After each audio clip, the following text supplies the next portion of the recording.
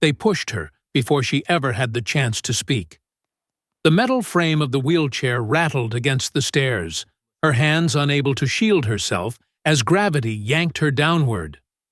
Cadets in pristine uniforms stood above her, laughing, not knowing the woman they'd just kicked wasn't broken, wasn't helpless, and wasn't someone they should ever have chosen as prey.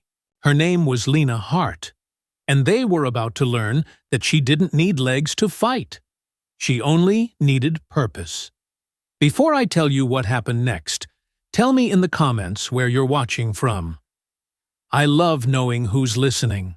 For a moment, the hallway fell silent. The kind of silence that felt like judgment. Boots stopped mid-step. A pen dropped. Someone whispered, "Did they really just do that?" Lena didn't cry. She didn't scream. She lay at the bottom of the stairs, breathing through the pain, staring up at the ones who thought they owned the world because they still had both feet on the ground. They didn't know who she used to be, or worse, who she still was. Lena had once served in places where mercy wasn't guaranteed, where every breath was borrowed and every sunrise was a victory.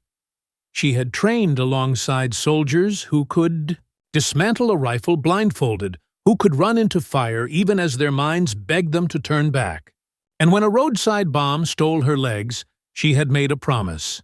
"I will not let the world sit me down." But here, at the military academy she had returned to as a guest instructor, she wasn't a veteran, wasn't a warrior. She was just the woman in the chair. And a group of arrogant cadets decided that was enough reason to mock her.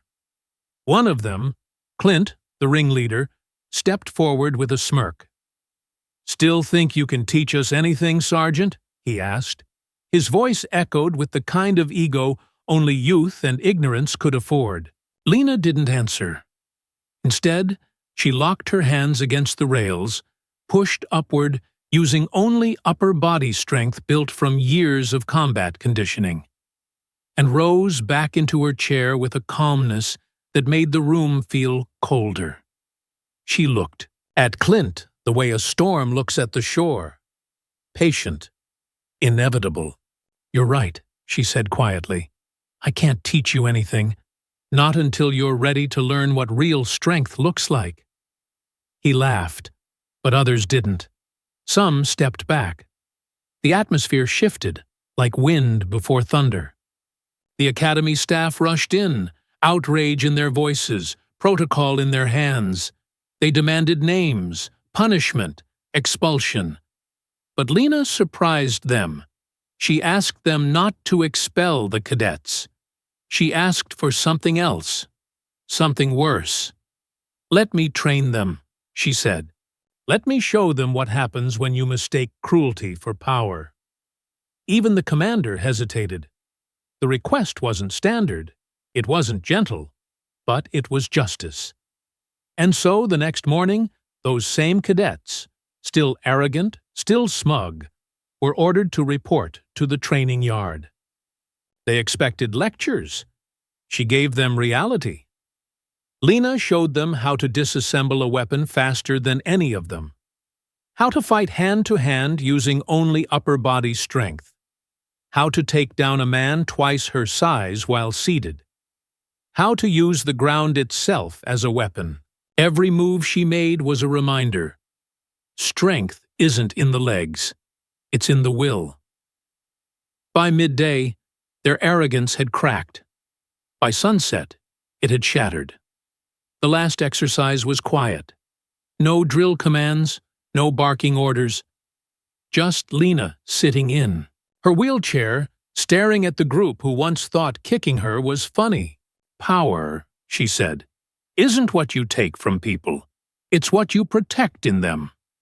The yard was still.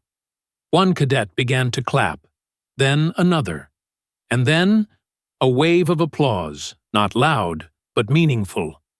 Even Clint, the one who laughed, first stood straighter, eyes lowered, shame turning to understanding. Lena didn't smile. Not yet. Some victories aren't celebrations, they're reminders. Because kindness doesn't vanish. It waits, and it finds its way back. And the same stairs where she was pushed, she later rolled past them, not as a victim, but as the teacher they would never forget. If this story moved you, share your thoughts below. And make sure you subscribe for more stories that remind us. Real strength isn't always visible, but it's always there.